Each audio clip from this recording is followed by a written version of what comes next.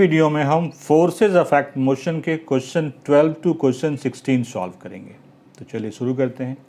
Question 12 है, a bullet of mass 50 gram moving with a speed of 100 metre per second enters a heavy stationary wooden block and stops after penetrating a distance of 50 centimetre. कह रहा है एक bullet है जिसकी मास है 50 ग्राम और वो 100 मीटर पर सेकेंड स्पीड से मूव कर रहा है और एक स्टेशनरी वुडन ब्लॉक में वो इंटर करता है और 50 सेंटीमीटर डिस्टेंस ट्रेवल करने के बाद वो स्टॉप हो जाता है। देखिए ये बुलेट है और ये वुडन ब्लॉक है, ये 100 मीटर पर सेकेंड से ट्रैवल कर रहा है और ये बुलेट जब इसमें एंटर करता है तो 50 सेंटीमीटर ट्रैवल करने के बाद वो रेस्ट में आ जाता है। Estimate the stopping force acting on the bullet, assume that the bullet undergoes constant acceleration with in the block. हमें स्टॉपिंग फोर्स लगाना है, मतलब ये वुडन ब्लॉक उस बुलेट पे कितना फोर्स लगा रहा है वो निकालना है। क्या क्या हमें दिया हुआ है? हमें दिया हुआ है बुलेट का मास 50 ग्राम। तो मैं लिखता हूँ यहाँ मास ऑफ बुलेट, इसको मैं कर दे रहा हूँ MB। ये क्या है 50 ग्राम, तो इसको किलोग्राम में कन्वर्ट करना पड़ेगा। तो ग्राम को किलोग्राम में कन्वर्ट करने के लिए आपको 1000 से डिवाइड करना पड़ेगा। कर लीजिए इसको, इतना ये किलोग्राम हो गया। किस स्पीड से जा रहा है? 100 मीटर पर सेकेंड, मतलब कि जो इनिशियल वेलोसिटी है वो क्या है 100 मीटर पर सेकेंड। डिस्टेंस कितना ट्रैवल किया है उन्होंने उसके अंदर में 50 सेंटीमीटर। ये सेंटीमीटर में है तो उसको मीटर में कन्वर्ट कर लीजिए। सेंटीमीटर को मीटर में कन्वर्ट करने के लिए आपको 100 से डिवाइड करना पड़ेगा। ठीक, जब ये इसमें पेनेट्रेट करता है तो 50 सेंटीमीटर के बाद वो स्टॉप हो जाता है, इसका मतलब उसका जो फाइनल वेलोसिटी है वो 0 है। अब देखिए हमें निकालना क्या है? हमें निकालना है फोर्स।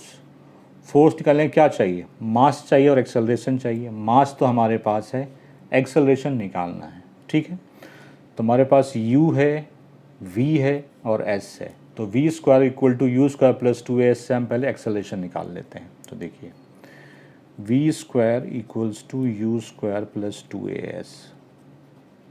v कितना है 0, तो 0 स्क्वायर। u है 100 square plus 2 into a into s क्या है 50/100। ठीक है, ये 2 टाइम में कैंसिल हो गया, ये 2 से 2 कैंसिल हो गया, यहाँ पे सिर्फ a बचा। तो देखिए तुम्हारे पास क्या है 0 इक्वल्स टू 100 स्क्वायर। 100 स्क्वायर का मतलब क्या हुआ 1 पे 4 0 प्लस a, इसको उधर भेज दीजिए तो ये क्या हो जाएगा, ये माइनस में हो जाएगा। a equals to minus metre per second square. ये इसका क्या है रिटार्डेशन है क्योंकि ये निगेटिव में आया है। हमें क्या निकालना है फोर्स, तो निकाल लीजिए। फोर्स इक्वल्स टू क्या होता है मास इनटू एक्सेलरेशन। मास हमें पता है 50/1000 kg है और एक्सेलरेशन क्या है -1234 मीटर पर सेकेंड स्क्वायर। तो 3030 कैंसिल हो गया। 50 को 10 से मल्टीप्लाई करेंगे 500 होगा, दैट इज़ -500 न्यूटन। अब ये माइनस में क्यों आया? देखिए मोशन इस डायरेक्शन में है, फोर्स उसके अपोजिट डायरेक्शन में लग रहा है, इसीलिए ये माइनस में आया। तो जो स्टॉपिंग फोर्स है उसको मैं FS कर दे रहा हूँ। स्टॉपिंग फोर्स है वो कितना आया -500 न्यूटन। समझ में आ गया होगा। अब आता नेक्स्ट क्वेश्चन पे। 13, An ace footballer converted a penalty shot by kicking the football with a speed of 108 kilometre per hour. ठीक है, कोई फुटबॉलर है जिसने एक पेनाल्टी किक मारी है इस स्पीड से। The estimated force they imparted was 800 Newton. उसमें जिसने जो फोर्स लगाया है वो फोर्स है 800 Newton. The mass of the football was 0.4 kg। Football का मास 0.4 kg है। Calculate the time of contact between their foot and the ball. जब बॉल और फुट कांटेक्ट में आए हैं तो उसमें उस कितने टाइम तक कांटेक्ट में आए हैं वो आपको निकालना है। ठीक है, देखिए पहले बॉल ग्राउंड पे था, मतलब रेस्ट में था, तो यहाँ पे इनिशियल वेलोसिटी क्या हो गया 0। फाइनल वेलोसिटी क्या है 108 किलोमीटर पर आवर। इसको कन्वर्ट करना पड़ेगा आपको मीटर पर सेकेंड में। तो रूल क्या है, किलोमीटर पर आवर को मीटर पर सेकेंड कन्वर्ट करने के लिए आपको 5/18 से मल्टीप्लाई करना पड़ेगा। 18 सिक्स होता है 108, 6 into 5 that is 30 metre per second, मतलब ये v है। F हमें दिया हुआ है 800 न्यूटन, ठीक है। और फुटबॉल का मास जो है वो है 0.4 kg। ये डेटा हमारे पास है। हमें निकालना है टाइम, ठीक है। हमारे पास फोर्स है, मास है, इससे एक्सेलरेशन निकाल लीजिए पहले। F equals to mass into acceleration. Mass force is 800 newton, mass है 0.4 kg और axle 0.4।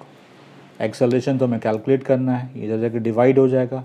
A equals to 800 by 0.4। इस डेसिमल को हटाते हैं और यहाँ पे हम 10 डाल देते हैं।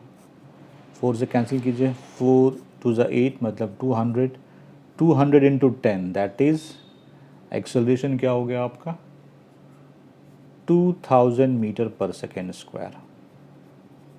ये फुटबॉल का एक्सेलरेशन निकल गया। अब हमारे पास एक्सेलरेशन है, इनिशियल वेलोसिटी है, फाइनल वेलोसिटी है, तो हम इक्वेशन ऑफ मोशन यूज़ करके हम टाइम निकाल लेंगे। v equals to u plus a t. v 30 metre per second, u is 0, acceleration 2000, time तो कैलकुलेट करना है, मतलब 30 इक्वल्स टू हो गया 2000 t। तो t इक्वल्स टू, ये डिवाइड हो जाएगा, t equals to 30 by 2000। 0 0 cancel, मतलब ये हमारे पास 3 बाई 200। इसको डेसिमल में कन्वर्ट करना है। एक काम करते हैं, न्यूमरेटर में 5 से मल्टीप्लाई करते हैं और डिनोमिनेटर में 5 से मल्टीप्लाई कर देते हैं, काम आसान हो जाएगा। ये क्या हो गया 15 और इधर क्या हो गया 1000। अब यहाँ पे 30 है तो डेसिमल 3 डिजिट पहले आ जाएगा, तो t इक्वल्स टू हो गया 0 पॉइंट, यहाँ पे 2 ही डिजिट है, एक 0 लगा देंगे, 015 सेकेंड। तो यही है टाइम ऑफ कॉन्टैक्ट। तो फुट और बॉल, ये जो इसका जो टाइम ऑफ कॉन्टैक्ट है वो कितना है 0.015 second. An object of mass 2 kg moving with a constant velocity of 10 meter per second encounters a rough patch where the force of friction on the object is 7 Newton। कह रहा है कोई object है जिसकी मास 2 kg है और वो constant velocity 10 metre per second से ट्रैवल कर रहा है और उसको आगे एक रफ पैच मतलब एक रफ रोड मिलता है जहाँ पे फोर्स ऑफ फ्रिक्शन क्या है, फोर्स ऑफ फ्रिक्शन जो है वो है 7 न्यूटन, ठीक है। ये ऑब्जेक्ट है 10 मीटर पर सेकेंड से ट्रैवल कर रहा है, ये आगे जो है रफ पैच है मतलब रफ रोड है, ठीक है। और इस रफ रोड का जो फ्रिक्शनल फोर्स है, फ्रिक्शन फोर्स को हमेशा हम स्मॉल एफ से रिप्रेजेंट करते हैं, वो जो है वो है 7 न्यूटन, ठीक है। At the same time, an additional constant force of 3 Newton opposing the motion is applied on the object। कह रहा है ऑब्जेक्ट जब यहाँ पे है तो ये फोर्स तो लग ही रहा है, फ्रिक्शन फोर्स, एक एडिशनल 3 न्यूटन का फोर्स लग रहा है जो कि मोशन को अपोज कर रहा है, मतलब 2 फोर्स लग रहा है जो कि मोशन को अपोज कर रहा है। After entering the rough patch how much distance does the object travel before coming to rest. तो कह रहा है जब वो रफ रोड पे जा रहा होता है तो रेस्ट में आने से पहले वो कितना डिस्टेंस ट्रेवल करेगा, मतलब हमें एस निकालना है। हमें दिया क्या क्या पहले वो देख लीजिए। हमें ऑब्जेक्ट का मास दिया हुआ है, मतलब कि मास जो है वो है हमारे पास 2 kg, लिख लीजिए। इनिशियल वेलोसिटी है 10 मीटर पर सेकेंड, ठीक, और कुछ दिया हुआ है।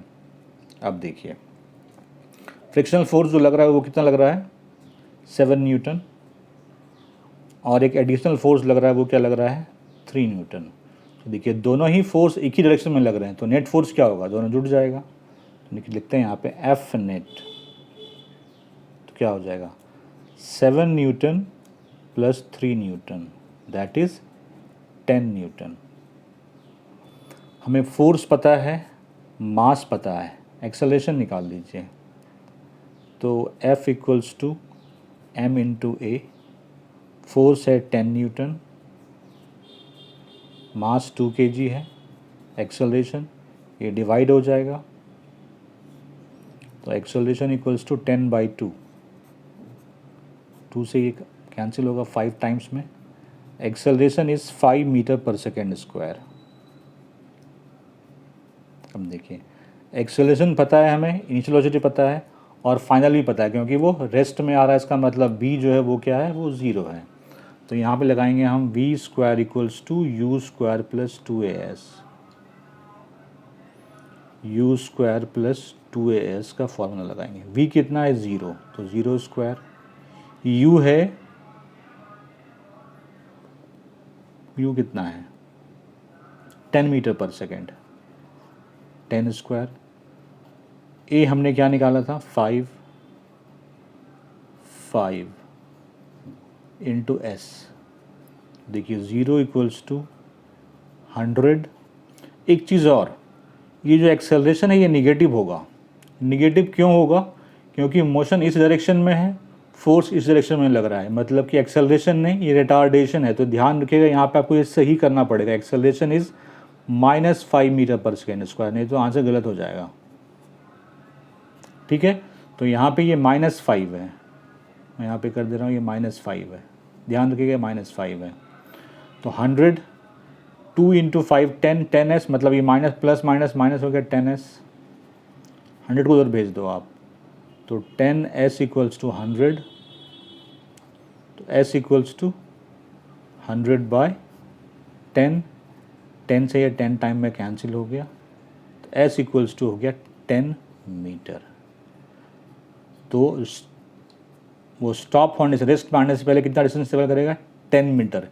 इसके बाद सिर्फ इस पूरे न्यूमेरिकल का क्रक्स ये था कि यहाँ पे आपको ये निगेटिव साइन खुद से लगाना पड़ेगा, क्योंकि यहाँ पे तो 5 मीटर पर सेकेंड स्क्वायर आ रहा है, लेकिन ये फोर्स जो है मोशन के अगेंस्ट लग रहा है, तो ये एक्सेलरेशन नहीं, ये रिटार्डेशन है। तो रिटार्डेशन क्या होता है, निगेटिव में होता है, तो निगेटिव में डालेंगे तब जा करके यहाँ पे माइनस आएगा और आपका आंसर ये आएगा।